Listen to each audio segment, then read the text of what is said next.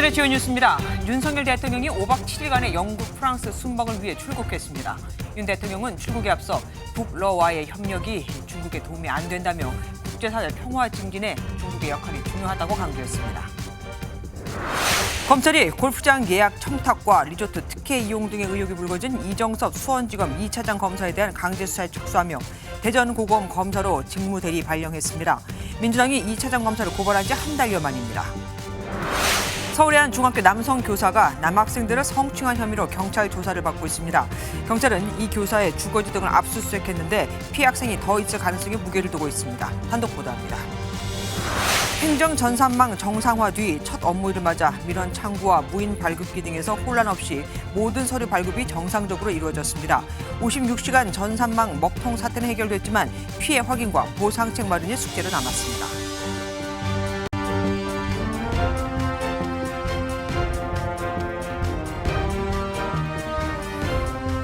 윤석열 대통령이 미국에서 돌아오자마자 영국으로 떠났습니다.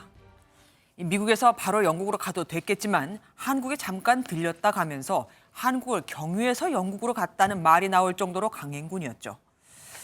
한동훈 법무부 장관에 이어 원희룡 국토부 장관까지 내년 총선 출마 가능성이 언급되고 있는 상황에서 후임 장관을 물색해야 하는 부담도 커진 데다 민주당에선 대통령 탄핵까지 언급이 될 정도라 국내에서 챙겨야 할 것도 많았을 겁니다.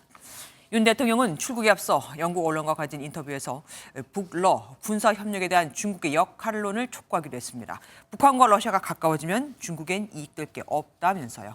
저 소식 원준희 기자가 준비했습니다. 지난 18일 2박 4일간의 방미를 마치고 돌아온 윤 대통령이 약 36시간 만에 다시 성남 서울공항을 찾았습니다. 이번엔 영국 국빈 방문에 이어 막판 엑스포 유치전을 위한 프랑스 방문까지 모두 5박 7일간의 일정입니다. 영국 찰스 3세 국왕은 대관식을 마친 후 첫 국빈으로 윤 대통령을 초청했습니다. 윤 대통령은 영국 왕실의 공식 환영식과 5만 찬에 참석하고 영국 의회에서 영어로 연설도 할 예정입니다. 의회 연설에서 윤 대통령은 한영 관계의 태동과 성장의 역사를 돌아보고 양국이 함께 지향할 미래 비전과 협력의 발전 방향을 윤 대통령은 출국에 앞서 가진 영국 텔레그래프와의 인터뷰에서 북러 군사협력에 대한 중국의 역할을 촉구했습니다. 윤 대통령은 러북 군사협력은 유엔 안보리에 대한 중대한 위반이라며 중국이 러시아, 북한에 동조하는 것은 자국의 이익이 되지 않는다고 밝혔습니다. 그러면서 동아시아와 국제사회의 자유, 평화, 번영을 증진하는 데 중국의 역할이 중요하다고 강조했습니다. 윤 대통령은 이번 순방에 70여 명의 경제사절단도 대동해 영국 기업들과 새로운 비즈니스 기회를 찾는다는 계획입니다. MBN 뉴스 원중입니다. 윤석열 대통령이 출국하기 직전 대통령실은 국가안전보장회의 상임위원회를 열고 북한이 3차 정찰 위성을 발사할 것에 대비했습니다. 여기에 발맞춰 군 당국도 북한이 발사를 강행할 경우 필요한 조치에 나서겠다고 밝혔는데요. 발사 후도 아니고 발사 전에 경고를 한 건 참 이례적인 거죠. 9.19 군사합의 효력 정지를 위한 명분 쌓기로 보입니다. 권영봉 기자가 보도합니다. 신원식 국방부 장관이 이번 주 북한이 정찰위성 3차 발사를 감행할 것이라고 언급한 데 이어 군 당국은 정찰위성 발사 준비를 중단하란 대북 메시지를 발표했습니다. 정찰위성 발사는 명백한 유엔 안보리 위반이며 국가 안보를 위협하는 도발 행위라고 규정했습니다. 군사 정찰위성 발사를 강행한다면 우리 군은 국민의 생명과 안전을 보장하기 위해 필요한 조치를 강구할 것이다. 3,400회에 걸친 위반 사례와 군사적 제한 사항을 언급하며 9.19 군사합의 효력 정지를 시사한 것으로 해석됩니다. 발사 전 이례적 성명에 대해 합동참모본부 관계자는 사전에 경고하고 엄중히 발사 중단을 촉구하는 측면이라고 설명했습니다. 대통령실도 국가안전보장회의 상임위원회를 열고 정찰위성 발사 준비 동향과 대응 방안을 점검했습니다. 북한이 발사를 강행하면 부산에 입항한 미 항공모함 칼빈슨호와 연계해 연합 해상훈련을 실시할 가능성도 있어 한반도 군사적 긴장이 최고조에 이를 전망입니다. MBN 뉴스 권용범입니다. 지난주 대구에서 시민들의 사진 촬영 요청에 기차 시간까지 미뤘던 한동훈 법무부 장관. 본인은 말을 아끼고 있지만 사실상의 정치 행보로 총선에서 역할을 할 거라는 전망에 힘이 실리고 있죠. 이뇨한 혁신위원장은 이 소식에 반감을 드러냈습니다. 한 장관 정도면 직접 출마를 해도 될 거다 이거죠. 민지숙 기자가 보도합니다. 서울 강남구에서 열린 한 행사에 참석한 한동훈 법무부 장관에게 총선 출마 계획을 묻는 질문이 쏟아집니다.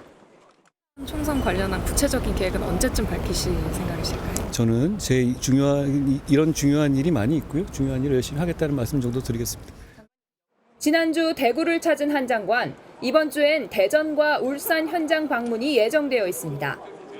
총선 출마를 위한 거냐는 질문에 손사래를 쳤습니다. 구글링을 한번 해보십시오. 저 말고 다른 장관들도 그런 업무를 굉장히 많이 하셨죠. 이뇨한 국민의힘 혁신위원장은 한 장관에 대해 젊지만 존경한다며 강한 기대감을 내비쳤습니다. 환영합니다. 일단 그런 분들이 와서 도와야죠. 경쟁력 있는 분들이. 한 장관님 굉장히 신선하고 좋잖아요. 너무 좋은 분이에요. 당내에서는 사실상 한 장관의 출마를 상수로 보고 다양한 의견이 쏟아지고 있습니다. 수도권 험지에 출마해야 한다거나 당선 가능성이 높은 서울 강남권의 공천을 받아 선대위원장을 맡아야 한다는 목소리도 나옵니다. 신당 창당 준비로 새불리기에 나선 이준석 전 대표는 견제구를 날렸습니다. 한동훈 장관의 발언을 저도 뒤에 늦게 접하고 그 안에 있는 메시지를 읽으려고 했는데 아직까지는 약간 혼란스럽습니다. 한 장관이 지역 방문 일정을 예정대로 이어갈 계획이어서 총선 등판설은 더욱 힘을 얻을 전망입니다. MBN 뉴스 민지숙입니다. 더불어민주당에서 또 윤석열 대통령에 대한 탄핵 주장이 나왔습니다. 일부 강성 의원들이 한동훈 법무부 장관 탄핵에 이어서 윤 대통령 탄핵안 발의 필요성까지 거론하고 나선 건데요. 사실 150석 이상이 필요하니까 민주당이 밀어붙이면 얼마든지 가능은 합니다. 강성 지지층은 환호했지만 하지만 당내에서는 불편함이 느껴집니다. 또 탄핵이냐 하는 반응이 나올까 봐요. 강영호 기자가 보도합니다.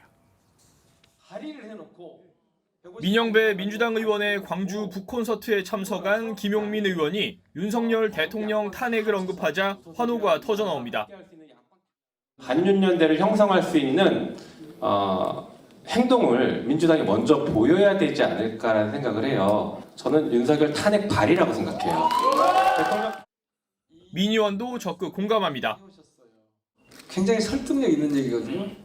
민주당이 지금 과반이 훌쩍 넘잖아요. 그러니까 일단 탄핵 발의를 해놓고 두 사람은 윤석열 대통령이나 한동훈 법무부 장관 탄핵을 주장해온 당내 강경파 인사입니다.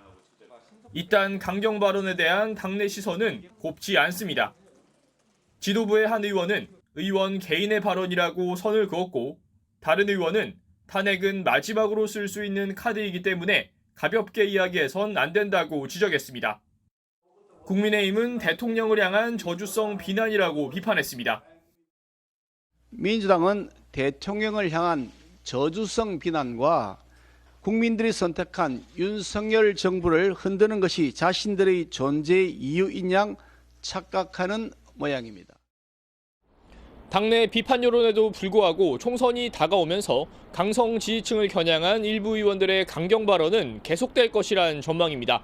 MBN 뉴스 강용호입니다.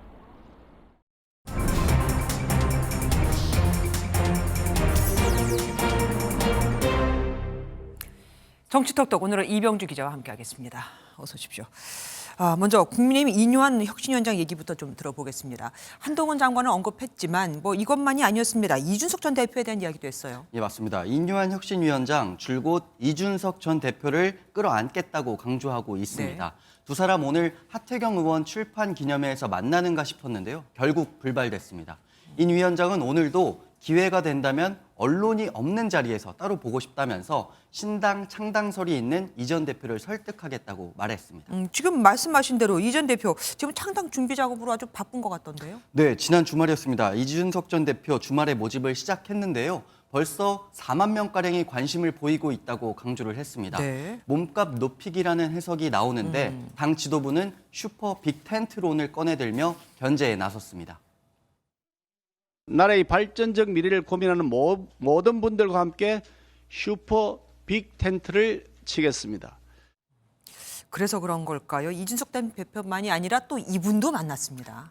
예, 내일 만납니다. 아. 이상민 민주당 의원을 만나는데요. 만날 예정이군요. 이상민 의원의 지역구인 대전 대덕특구를 찾아서 강연회가 열리는데 이 자리에 이 의원이 특강자로 나서는 겁니다.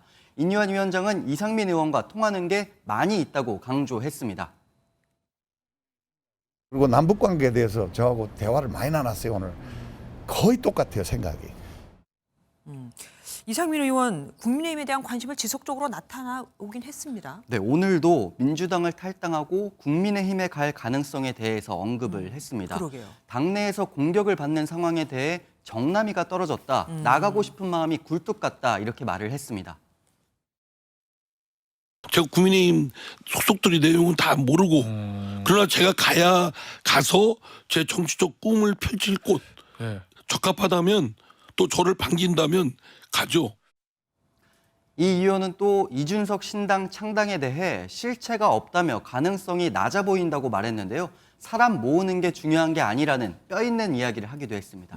그리고 주말 내내 이거 갖고 참 논란이 이어졌었습니다. 더불어민주당 그 현수막 결국 사과를 했나 봐요? 네, 경제 정치는 모르지만 잘 살고 싶다 이런 내용을 담은 청년 비하 논란이 일은 현수막인데요. 네네. 민주당은 오는 23일로 예정됐었던 당내 행사에 호기심을 높이기 위한 이른바 티저 광고였다. 행사 준비업체가 내놓은 문구일 뿐이다 이렇게 선을 그어왔었습니다. 그런데 결국 오늘 정식으로 사과했습니다. 당의 불찰이었고 당무를 총괄하고 있는 사무총장으로서 국민과 당원 여러분께 사과드립니다. 네, 현수막을 통해 홍보하려고 했던 건 갤럭시 프로젝트라는 행사였는데요. 은하수의 수많은 별처럼 다양한 개개인의 요구를 정치가 호응한다 이런 취지의 행사라는 설명입니다. 네. 꽤 오랜 시간 준비했던 행사로 알려졌는데 민주당은 행사 자체를 원점에서 재검토하기로 했습니다. 또 이번 일을 계기로 이재명 대표가 지도부 안에 비판 그룹을 할 레드팀이 필요하다 이런 주문을 한 것으로 확인이 됐습니다. 계속 버티나 싶었는데 뭐 하기는 패러디도 계속 나오고 있고요. 또 젊은 층이 이것 때문에 탈당하겠다는 얘기도 나오고 있어서 어쩔 수 없었을 겁니다. 그러면 이제 이 논란 일단락됐다고 우리가 봐도 될까요? 국민의힘은 그렇게 논란 일단락시킬 마음이 없는 것 네. 같습니다. 민주당의 오만한 꼰대적 관점이 담겼다며 비판을 이어갔는데요. 과거 김은경 혁신위의 어르신 비하까지 거론하면서 민주당 인사들은 자신들만 도덕적, 지적으로 우월하다는 착각에 빠져 여러 차례 비하 발언을 이어왔다고 지적을 했습니다. 예, 알겠습니다. 정치톡톡 지금까지 이병주 기자와 함께했습니다. 고맙습니다. 이재명 더불어민주당 대표 수사를 지휘하고 있는 이정섭 수원지검 2차장 검사는 골프장을 운영하는 친인척이 있고 그래서인지 지금 동료 검사들의 골프장 예약을 청탁한 혐의와 또 수사해온 대기업 임원을 따로 만난 혐의 등으로 고발된 상태죠. 검찰이 선수를 친 걸까요? 아니면 도저히 안 되겠다고 본 걸까요? 검찰이 골프장과 리조트를 압수수색하며 강제 수사에 들어갔습니다. 또 이 차장 검사를 대전고검으로 발령 내고 지휘 라인에서도 배제시켜버렸습니다. 박은티 기자의 보도 먼저 보시고 뉴스쪽에서 자세한 얘기 알아보겠습니다. 검찰이 이정섭 수원지검 차장검사에게 제기된 비위 의혹과 관련해 강제 수사에 들어갔습니다. 서울중앙지검 형사 1부는 이 차장검사와 관련이 있는 경기도 용인에 있는 골프장과 강원의 리조트를 압수수색했습니다. 이 차장검사는 이 골프장 직원들의 범죄 경력을 조회해주고 동료 검사들의 골프장 예약을 청탁했다는 의혹을 받습니다.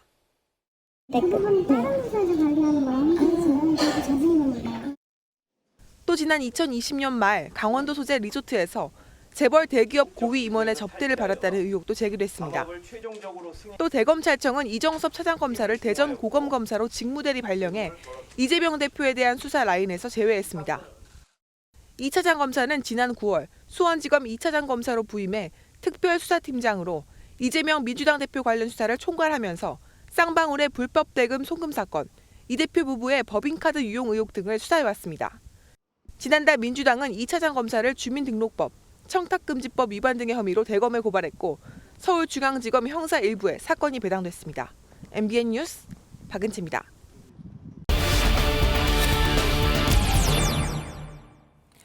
이정섭 차장검사에 대해 검찰이 전격 압수수색을 한 배경, 법조팀 이상혁 기자와 더 자세히 알아보겠습니다. 어서 오십시오. 이 기자, 검찰 측에서는 그동안 민주당의 검사 탄핵에 대해서 굉장히 반발을 해왔습니다. 근데 강제 수사에 촉수를 했다. 실제로 그런 문제가 있다고 본 겁니까? 네.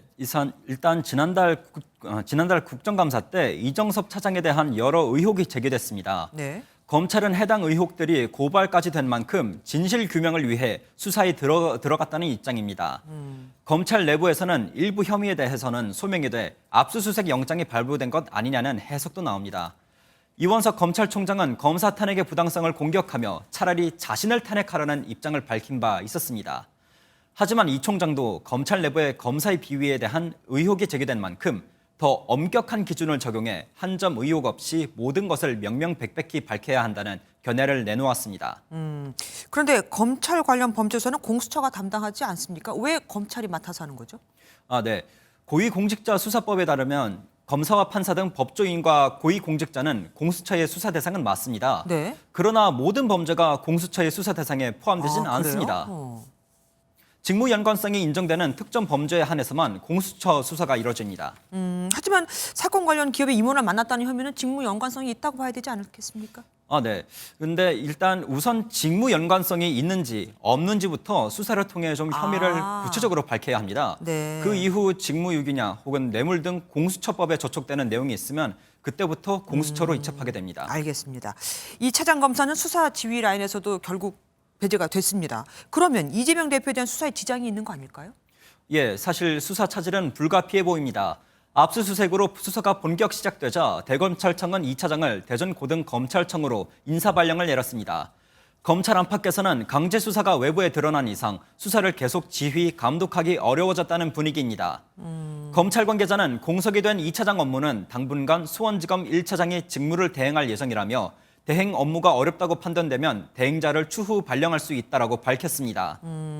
그러면 이 차장 검사에 대해서 탄핵을 주장하던 민주당은 어떻게 반기는 분위기일까요? 오히려 좀 반응이 좀 다릅니다. 민주당에서는 검찰 수사를 두고서 오히려 수사쇼를 벌인다는 강한 반발이 나왔습니다. 네. 민주당은 입장문에서 유검무죄의 행태를 반복해온 검찰의 모습을 보면 공명정대한 수사는 요원해 보인다라고 밝혔습니다. 또한 과거 국감장에서 의혹을 제기했을 때 해명에 나섰던 신봉수 수원지검장에 대해서도 궤변으로 2차장을 두둔한다며 비판했고 대국민 사과를 요구하기도 했습니다. 잠깐만요. 민주당은 이달 말에 그 차장 검사에 대해서 탄핵 소추안을 다시 발의할 계획이었잖아요.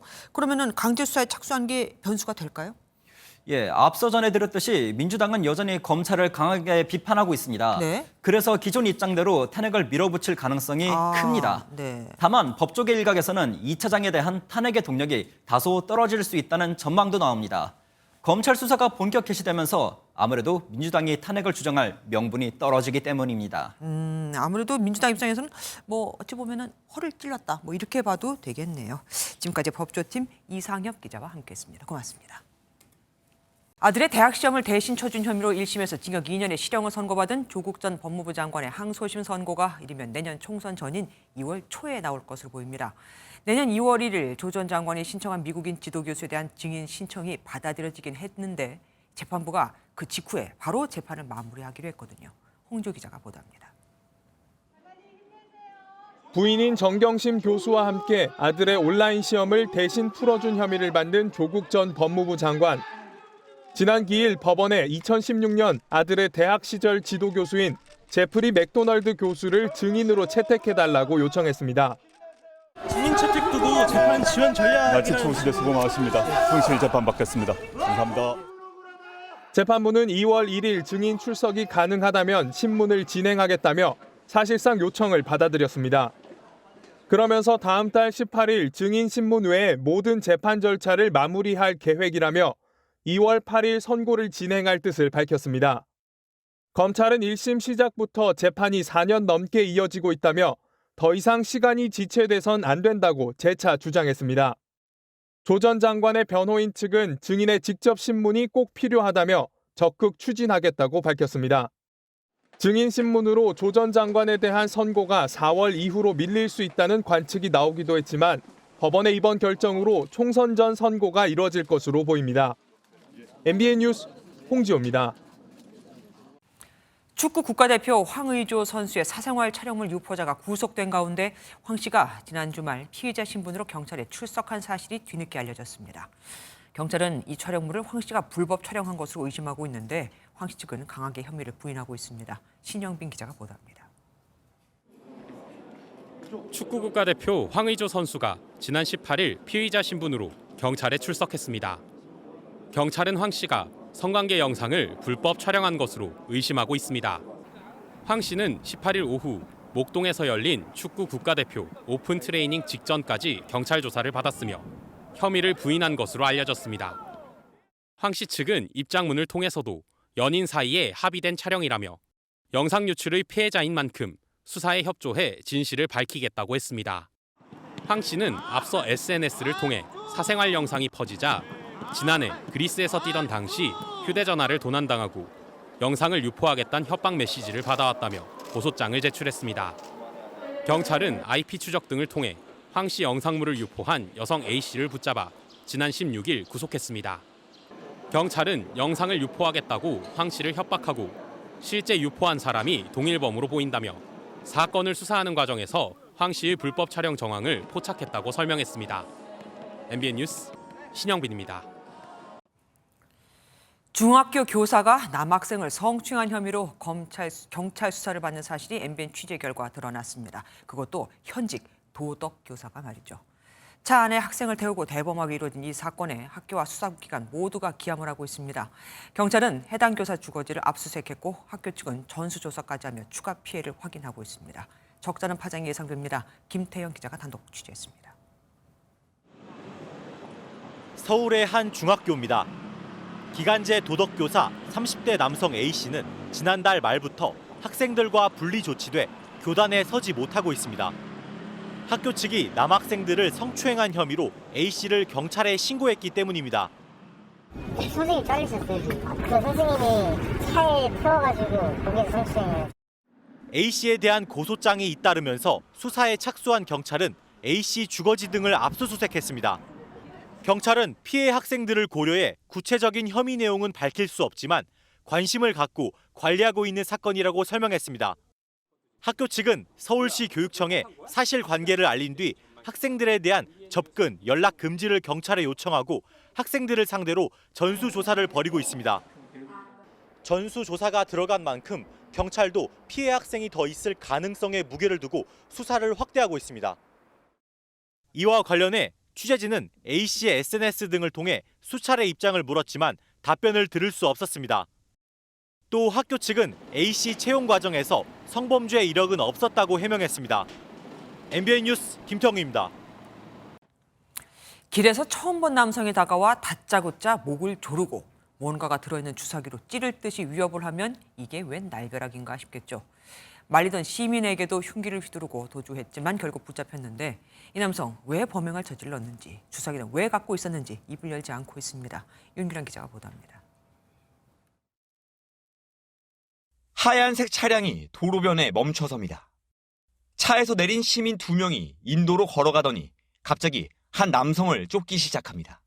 남성을 따라잡자 몸싸움이 벌어지는데 시민 2명 중에 1명을 쓰러뜨린 남성은 그대로 도망칩니다. 앞서 이 40대 남성은 버스 정류장 주변을 지나가던 처음 본 30대 여성에게 아무런 이유 없이 목을 조르고 인슐린 주사기로 위협했습니다. 이 모습을 본 시민 2명이 차에서 내려 남성을 말렸는데 이 과정에서 남성이 갑자기 흉기를 꺼내 시민 1명에게 휘두르고 도주했습니다. 공격을 받은 시민은 얼굴 부위가 10cm 넘게 찢어졌습니다. 도주한 남성은 20여 분 만에 주변 풀숲에서 경찰에 붙잡혔습니다. 범행을 저지른 이유에 대해선 전혀 입을 열지 않고 있는 것으로 알려졌습니다. 범행 동기는 얘기를 했는지 그걸 왜 갖고 있었는지 진술을 전혀 안 하고 있어요. 자기가 잘못했다는 말만 되풀이하고. 특수상해 혐의로 이 남성을 구속한 경찰은 범행 동기와 여죄를 파악할 방침입니다. MBN 뉴스 윤기란입니다.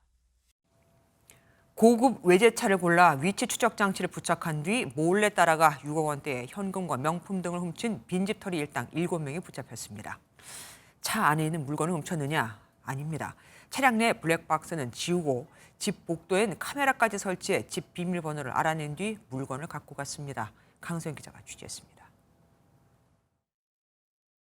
지난 9월 서울 광진구의 한 아파트 엘리베이터. 모자를 푹 눌러 쓴 두 남성이 어디론가 향하더니 약 40여 분 뒤 물건을 훔쳐 계단을 내려옵니다. 이 2명을 포함해 친구와 선후배 등 30, 40대 남성으로 구성된 일당 7명은 해당 아파트에 침입해 6억대의 현금과 명품 등을 훔친 혐의로 검찰에 넘겨졌고 이 중 5명은 구속됐습니다. 검찰에서도 오고요. 경찰청에서도 오고 여러 군데서 오니까 저희 이들은 고가의 외제차만 골라 위치 추적 장치를 붙여 범행할 아파트를 물색한 뒤 아파트 복도 천장에 화재 감지기로 위장한 카메라를 붙여 집 비밀번호를 알아냈습니다. 또 피해자 집에서 훔친 차키로 범행 정황이 담긴 피해자 차량의 블랙박스 영상을 지우기까지 했지만 경찰의 CCTV 추적을 통해 덜미가 잡혔습니다. 경찰은 사무실을 압수수색해 대포폰과 함께 추가 피해자 7명을 찾아냈습니다.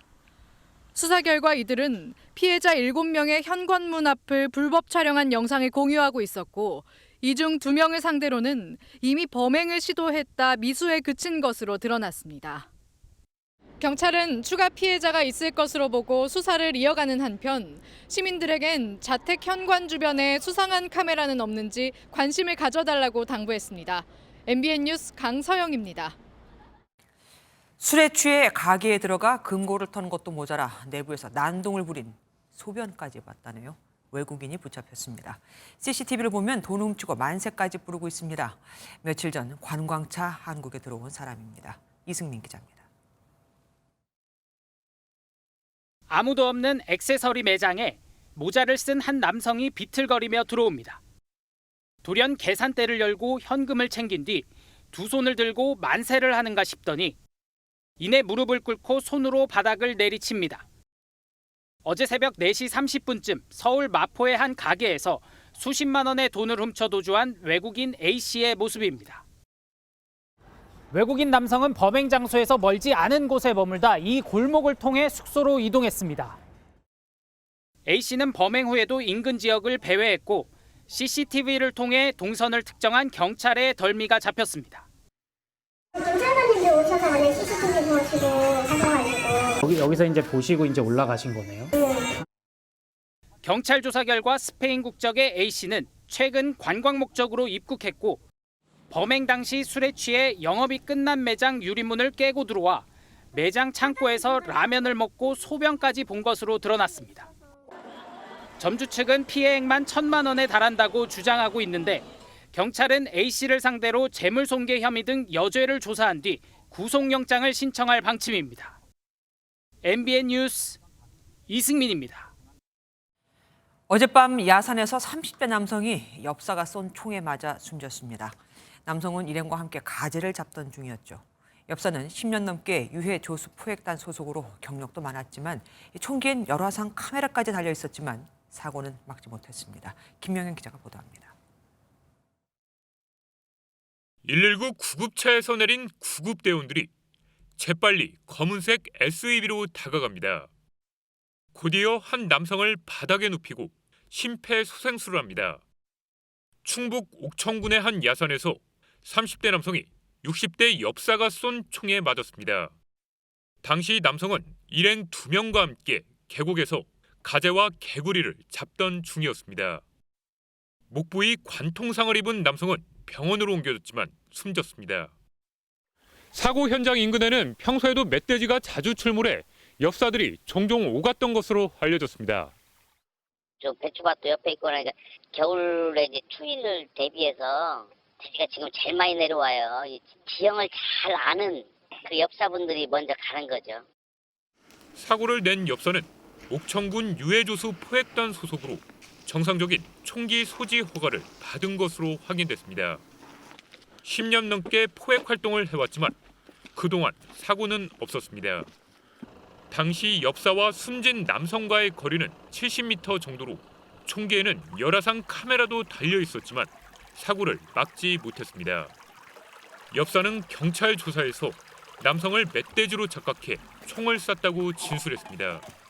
그 야간에 보면 이게 수습들도 있고 그래가지고 정확히 사람 형체로는 나타나지가 않는데요. 사람이 웅크리고 있으면 둥그렇게만 나지. 경찰은 엽사를 업무상 과실치사 혐의로 입건하는 한편 목격자들을 상대로 정확한 사고 경위를 조사하고 있습니다. MBN 뉴스 김영현입니다. 지나가는 차에 일부러 발을 집어넣거나 교통법규를 어긴 차량을 고의로 들이받아 보험금과 합의금을 가로챈 보험 사기단이 무더기로 붙잡혔습니다. 보험 설계사가 범행에 가담하는가 하면 승객을 태운 채로 고의 사고를 낸 시내버스 기사까지 있었습니다. 박상훈 기자가 보도합니다. 골목길을 걷는 한 남성. 흰색 승용차가 다가오자 기다렸다는 듯 차 밑으로 발을 쓱 집어넣습니다. 발을 많이 다친 것처럼 절뚝거리며 운전자를 쳐다봅니다. 이 남성은 이런 식으로 10차례에 걸쳐 550만 원의 합의금과 보험금을 챙겼습니다. 울산의 또 다른 도로. 한 차량이 좌회전만 가능한 차로에서 직진하자 뒤에 있던 차량이 다가와 들이받습니다. 고의로 낸 사고였는데 일당 중에는 보험 설계사도 끼어 있었습니다. 2명인가 3명인가가 병원에 입원했다 뭐 이런 소리 들으니까 제가 확실히 좀 당했다는 느낌을 그때 확실히 받았었죠. 올해 울산에서 적발된 보험 사기만 210건, 지난해보다 54%나 늘었습니다. 한 시내버스 기사는 승객을 태운 채로 41번이나 교통사고를 내 합의금과 치료비 명목으로 7,800만 원을 뜯어냈습니다. 미리 여러 보험에 가입한 정황도 확인됐습니다. 버스 기사 같은 경우에는 이제 고의로 사고를 일으킨 경우도 있었고 단순한 접촉 사고임에도 과잉 진료를 받아서 보험금을 지급받은 사안이 있습니다. 경찰은 이번에 적발된 131명을 보험 사기 방지 특별법 위반 혐의로 모두 검찰에 불구속 송치했습니다. MBN 뉴스 박상우입니다. 필요한 서류를 떼지 못해 발을 동동 굴렀던 시민들은 행정 전산망이 복구되자 안도의 한숨을 쉬었습니다. 오전에 민원이 몰려 다시 시스템이 마비되면 어쩌나 우려도 있었지만 괜찮았죠. 문제는 복구까지 너무 오래 걸린 시간과 아직도 어떤 피해가 있었는지 파악이 안 되고 있다는 겁니다. 신용수 기자가 보도합니다. 서울의 한 주민센터에는 서류를 발급받기 위해 아침부터 발걸음이 이어졌습니다. 금요일 날 왔는데 제가 이 전산 마비가 돼서요. 못 뛰고 그냥 갔는데 오늘은 그냥 와서 쉽게 뛰었습니다. 약간 불편했지만 뭐 참아야죠. 사람이 많아 오래 기다릴까 걱정했던 시민들은 생각보다 빨리 서류를 받아들었습니다. 보시는 것처럼 현장은 지난주에 혼란이 거의 진정된 모습입니다. 이상민 장관 주재로 대책본부 회의를 연 행정안전부는 오늘 오전에는 80만 건 가까이 처리했고 오류는 없었다고 밝혔습니다. 문제는 복구까지 걸린 시간이었습니다. 전국 지자체에서 사용 중인 세월 전산망의 장비 업데이트 중 오류가 발생하면서 정상화까지 무려 56시간이 걸렸습니다. 국회에서는 이번 사태로 인한 피해 구제를 정부가 적극 나서야 한다고 지적했습니다. 국민들이 피해가 발생한 게 있다면 빨리 파악을 해서 후속 대책을 세우라. 행안부는 지방행정전산서비스 개편 태스크포스를 내일 구성해 재발 방지 대책을 마련하기로 했습니다. 하지만 아직 피해 접수와 보상에 대해서는 언급이 없습니다. MBN 뉴스 신용수입니다. 일주일에 최대 330%의 수익을 낼 수 있다. 보통 사람 같으면 믿지 않겠죠. 하지만 해외 유명 투자 회사를 사칭하고 정교하게 만들어진 사이트를 통해 마치 수익이 난 것처럼 계속해서 보여주니 속을 수밖에 없었습니다. 이렇게 사기를 친 일당이 붙잡혔는데 알려진 피해 금액만 170억 원. 이 중엔 퇴직연금 5억 원을 전부 다 쏟아부은 사람도 있습니다. 강세훈 기자가 보도합니다. 경찰이 투자 사기 조직원을 체포합니다.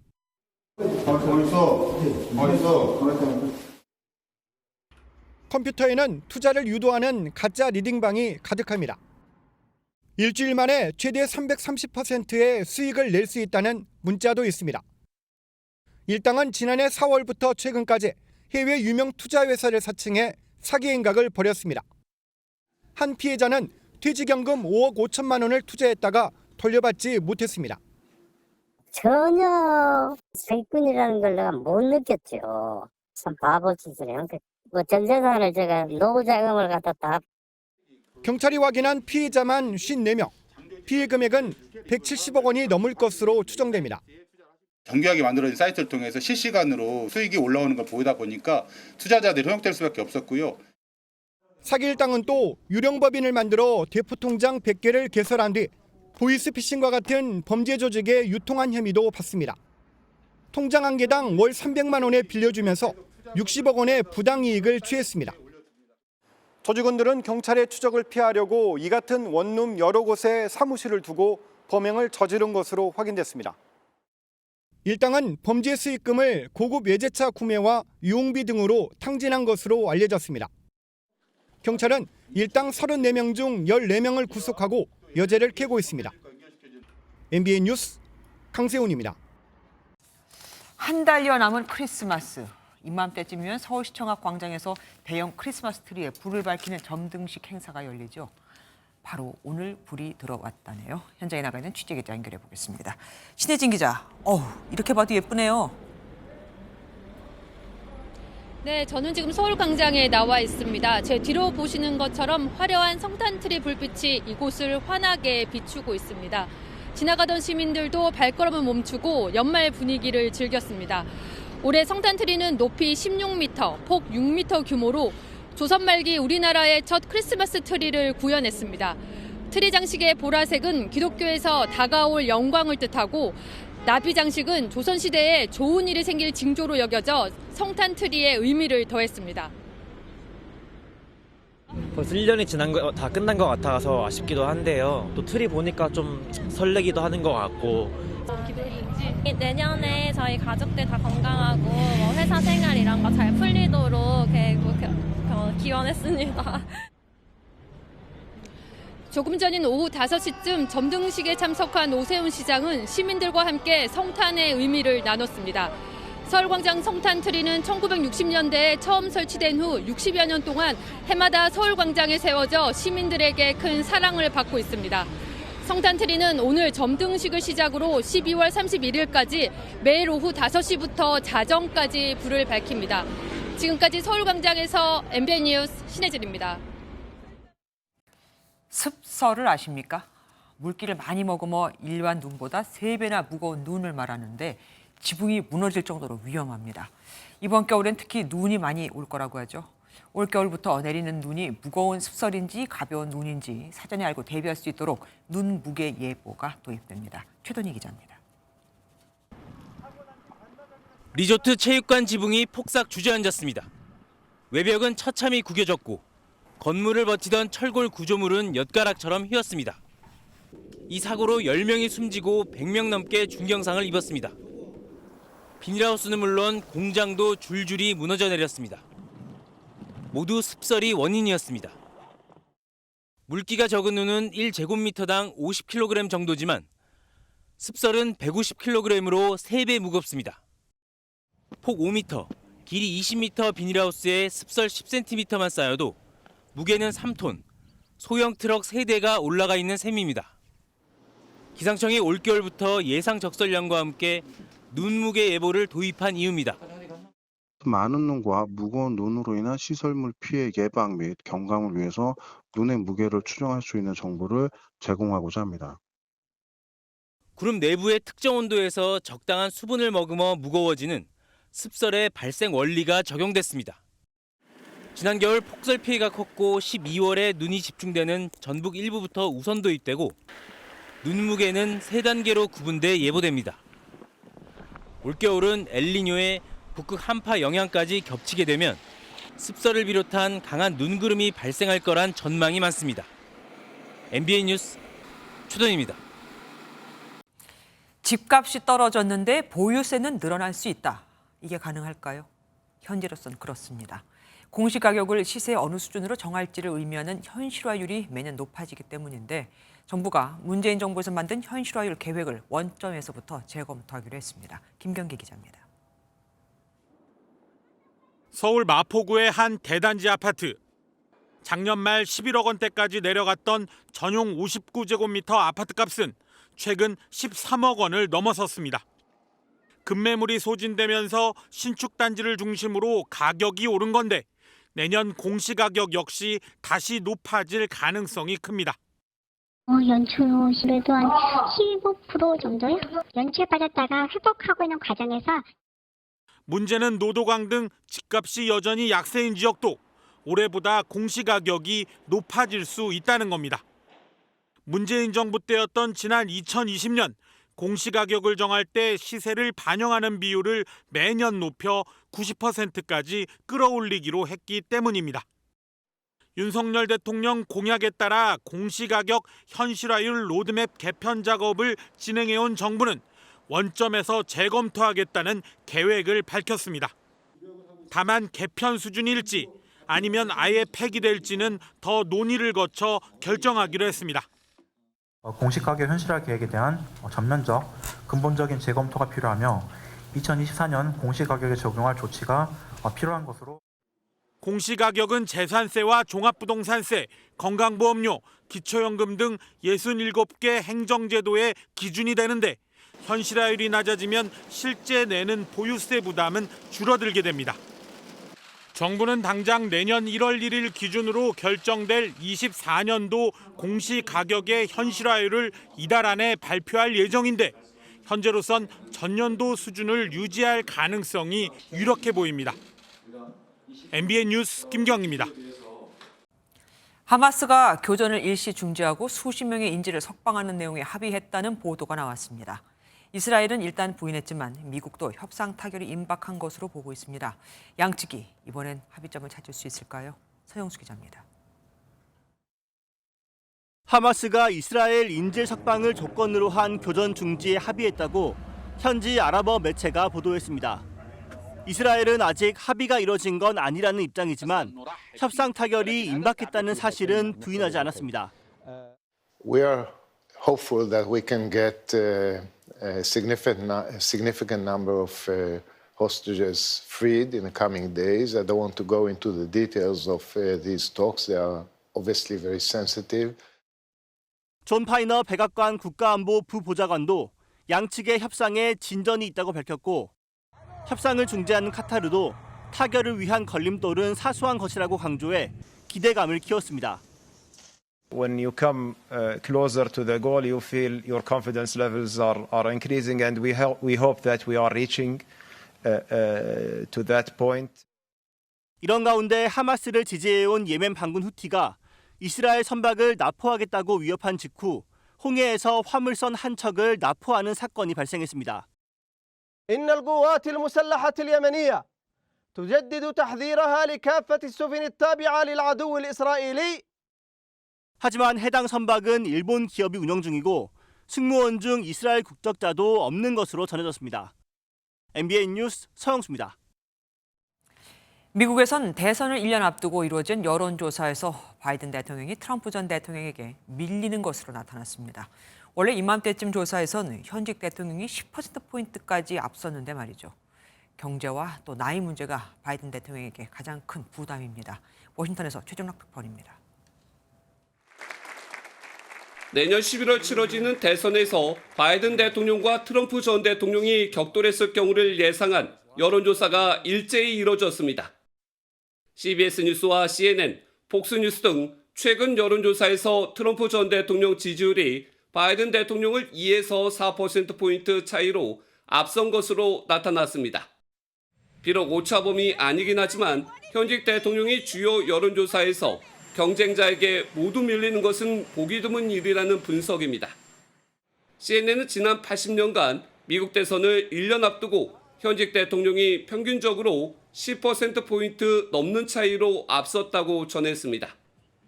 부정적 평가 요인으로는 80세인 나이가 가장 크게 꼽혔지만 바이든 대통령은 경륜을 강조하며 돌파 의지를 밝힌 바 있습니다. The only thing that comes with age is a little bit of wisdom. And it wasn't that long ago we were losing jobs in this country. In fact, the guy who held this job before me was just one of 2 presidents in history. 트럼프 전 대통령의 나이도 77세이지만 대통령직 수행에 대한 거부감이 바이든 대통령보다 적은 것으로 조사됐습니다. 한편 공화당 대선 후보 경선에선 트럼프 전 대통령 지지율이 압도적인 가운데 니키 헤일리 전 유엔 대사가 부상하고 있는 것으로 나타났습니다. 워싱턴에서 MBN 뉴스 최종락입니다. 아르헨티나 대선에서 아르헨티나의 트럼프, 극우 아웃사이더라고 불리던 비주류 후보가 승리를 하는 이변이 일어났습니다. 달러를 자국 화폐로 들여오고 중앙은행을 폐쇄하겠다는 등 과격한 정책을 예고하면서 유세 때 전기톱까지 들었던 밀레이 자유전진당 후보가 대통령에 당선이 된 겁니다. 고정수 기자가 보도합니다. 하비에르 밀레이 아르헨티나 대통령 당선인은 유세와 공약 모두 자국의 정치 문법과는 달랐습니다. 정부 지출 획기적 축소와 기존 정치를 쓸어버리겠다며 전기톱을 들고 대중 앞에 섰고 중앙은행 폐쇄와 달러화 도입을 주장하며 자신의 얼굴이 새겨진 달러 피켓을 들고 나왔습니다. 연평균 인플레이션이 140%가 넘는 경제 위기를 타개하려면 이 같은 무정부주의적 자본주의 정책이 필요하다는 주장을 편 겁니다. Una elección que nos va a plantear si queremos continuar con este modelo que el kirchnerismo defiende o si queremos volver a abrazar las ideas de la libertad, que son las que hicieron grande a Argentina en el siglo XIX. 결국 밀레이 후보는 결선 투표에서 집권당 마사 후보를 10%포인트 넘게 따돌렸습니다. 국가 통합을 위한 조율의 여지는 있겠지만 무기 소지, 장기 매매 허용 공약 등도 빠르게 추진할 것으로 보입니다.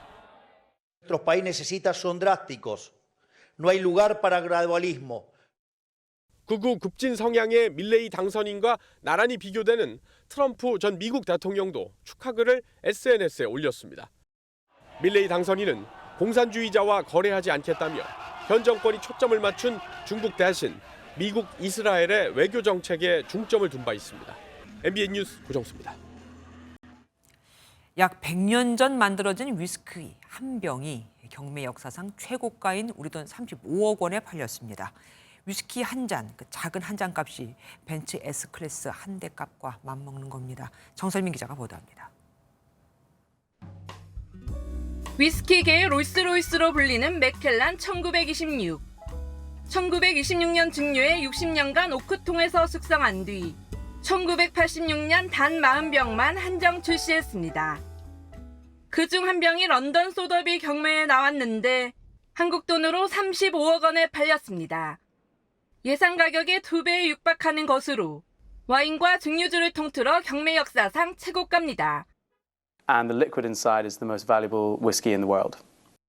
위스키 한 병이면 25잔 정도가 나오는데 한 잔에 1억 4천만 원 꼴이니 벤츠 S클래스 한 대 값과 맞먹습니다. 아주 작은 한 방울을 맛본 경매 책임자는 말린 과일과 향신료, 나무의 풍미가 느껴졌다고 전했습니다. In 1986, when this was released, was pretty much unheard of. So it really is a trailblazer in the world of whiskey. 특히 이탈리아 유명화가 발레리오 아다미가 라벨을 디자인한 12병 가운데 하나인데 라벨 모서리에 접착제를 새로 바르는 작업도 거쳤습니다. I think whiskey is meant to be drunk, it's enjoyed. Please drink it. If you're watching this, please drink it and tell us what it tastes like. MBN 뉴스 정설민입니다. 금융당국 수장인 김주현 금융위원장과 이복현 금융감독위원장이 오늘 금융지주 회장들과 만났습니다. 금융지주 회장들 입장에선 제일 무서운 이들일 텐데요. 실제로 독과점 구조 속에 엄청난 이자 수익을 냈는데도 왜 공적 역할에는 소홀하느냐는 질책을 받았죠. 금융지주들 올해 안에 1조 원이 넘는 상생 방안을 내놓을 것으로 관측이 됩니다. 박기영 기자가 보도합니다. 은행 독과점 구조에 대한 윤석열 대통령의 질타 후 금융당국 수장들과 8개 금융지주 회장들이 다시 만났습니다. 두 수장은 단호한 톤으로 얘기했고 맞은편 지주 회장들은 굳은 표정으로 경청했습니다. 높아진 금리 부담의 일정 수준을 직접적으로 낮춰줄 수 있는, 체감할 수 있는 방안을 모아서 강구해 줄 것을 부탁드립니다. 업계 스스로 국민들의 기대 수준에 부합하는 지원 방안을 마련해 주실 수 있기를 기대하는 마음입니다. 연초에 이어 또다시 대통령의 경로가 터져나왔지만 하나와 신한만 1,000억 원대 상생금융 지원책을 내놓았을 뿐 기대에 미치지 못했다는 평가가 많습니다. 그러는 사이 은행들은 역대 최대이자 이익을 또 경신했습니다. 올해 3분기에도 이자로만 15조 가까운 이익을 남겨 누적 44조 원을 넘겼습니다. 작년 동기 대비 8.9% 증가한 수치로 역대 최대 규모입니다. 반면 기업과 가계는 경기 침체와 고금리 이중고에 허덕이고 있습니다. 이자조차 내지 못하는 대출인 무수익 여신 규모가 기업과 가계 모두 20%를 훌쩍 넘기며 역대 최고 증가율을 기록했습니다. 금융당국은 금융지주들과 추가 논의를 거쳐 이자 감면을 포함한 세부적인 지원 규모를 확정해 올해 안에 발표할 예정입니다. MBN 뉴스 박규원입니다. 설악산 정상 인근까지 가장 쉽게 가는 방법이 이제 곧 바뀌게 됩니다. 케이블카 설치를 추진한 지 41년 만에 드디어 양양 오색지구에서 첫 삽을 떴다고 하거든요. 이 케이블카는 2026년부터 운행됩니다. 장진철 기자가 보도합니다. 4시간 가까이 걸리던 설악산 정상 인근까지 단 14분 만에 오를 수 있는 길이 열렸습니다. 오색 케이블카 설치 공사가 오늘 시작됐습니다. 우리의 명산인 설악산을 누구나 마음껏 오를 수 있는 소중한 기회가 될 것입니다. 강원도 양양군 설악산에 케이블카가 첫 삽을 떠는 건 사업을 추진한 1982년 이후 41년 만입니다. 1982년 강원도가 케이블카 설치 사업을 최초 입안한 뒤 환경단체의 반대와 국립공원 삭도 설치 시범사업 선정, 환경영향평가 부동의와 행정심판 승소까지 많은 우여곡절을 거쳤습니다. 너무너무 기쁘고요. 앞으로 이 케이블카가 설치되면은 국내 관광, 내수 경제가 아주 활성화될 겁니다. 케이블카로 인해 1,300억 원이 넘는 경제 유발 효과와 900명 이상의 일자리가 만들어질 것으로 기대되고 있습니다. 사업비 1,172억 원을 들여 2025년 말 준공한 뒤 2026년 초부터 운영에 들어갑니다. 오색 케이블카가 완공되면 오색부터 1,430m 끝청 정류장까지 3.3km 구간을 8인승 곤돌라 53대가 시간당 825명을 실어 나르게 됩니다. 하지만 생태계 파괴를 우려하는 환경단체들의 반대 목소리는 여전히 나오고 있습니다. 생명을 담전 이곳에 못을 박는 행위는 다시 한번 일어나서는 안 된다고 주장합니다. 친환경 케이블카 건설로 오색 찬란한 설악의 모습을 보존하면서도 접근성을 높이는 이른바 두 마리 토끼를 잡을 수 있을지 관심이 모아집니다. MBN 뉴스 장진철입니다. 일본에서 한국 화장품이 수입 화장품 1위라는 걸 아십니까? 그동안은 쭉 프랑스 화장품이 1위였는데 말이죠. 더 많은 한국 화장품 업체가 일본 시장에 진출할 수 있도록 MBN과 식품의약품안전처가 일본 도쿄에서 원아시아 화장품 뷰티 포럼을 개최했습니다. 송한진 기자가 보도합니다. 일본 도쿄 중심가의 한 화장품 매장입니다. 품질 좋기로 소문난 한국의 다양한 제품을 직접 바르고 체험해보려는 손님들이 꾸준히 늘고 있습니다. 韓国の化粧品は日本よりも、新しい成分がたくさん入っていますし、価格帯も日本のものと比べるとかなりお安くご購入できることが、人気の理由だと思います。 미국, 중국에 이어 화장품 시장 세계 3위 규모인 일본에서 한국 화장품 점유율은 빠르게 늘어 프랑스를 제치고 1위에 올랐습니다. 대일본 국내 화장품 수출액 증가율은 연평균 27%를 넘습니다.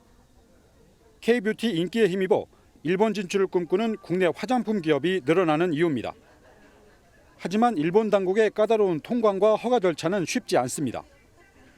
MBN과 식품의약품안전처는 대한화장품협회 후원으로 이들 업체를 돕기 위해 일본 도쿄에서 원아시아 화장품 뷰티 포럼을 개최했습니다. 양국의 화장품 안전관리에 대한 이해도를 높이고 또 서로의 파트너십을 공고히 해서 더욱더 서로 같이 동반 성장하는 모멘텀이 되기를 기대합니다. 포럼에 참석한 한국 화장품 기업과 일본 바이어 등 150여 명은 정부 주관 교류 행사를 통해 관계를 돈독히 하는 계기가 됐습니다. 이번 뷰티 포럼은 일본에서의 화장품 한류를 더욱 확산시키고 국내 기업의 수출 다변화를 위한 기폭제가 될 것으로 보입니다. 도쿄에서 MBN 뉴스 송환진입니다.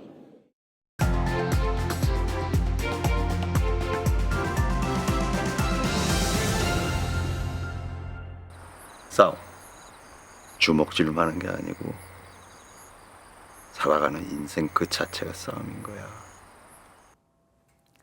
싸움의 고수인 주인공은 싸움의 기술은 단지 힘으로 상대를 제압하는 것만 말하는 게 아니다. 인생이라는 투쟁을 헤쳐나가는 기술이라고 가르칩니다. 영어 번역엔 예술이라고 돼 있죠. 우리 국회도 이 이론을 잘 알고 있는 듯합니다. 평소 화려한 싸움의 그 기술을 이런 데선 예술로 승화시키니까요. 윤석열 정부의 긴축 재정 기조로 예산 삭감 전쟁을 벌이는 국회가 의원실 보좌진 인건비와 국내 경내 통신망 교체를 비롯한 의정활동 개선을 위한 예산은 364억 원 늘렸습니다. 60조 원에 달하는 역대 최대 세수 펑크가 우려되는 그 상황 속에서 여야가 사이좋게 한마음으로 말이죠. 또 이런 민원도 있었습니다.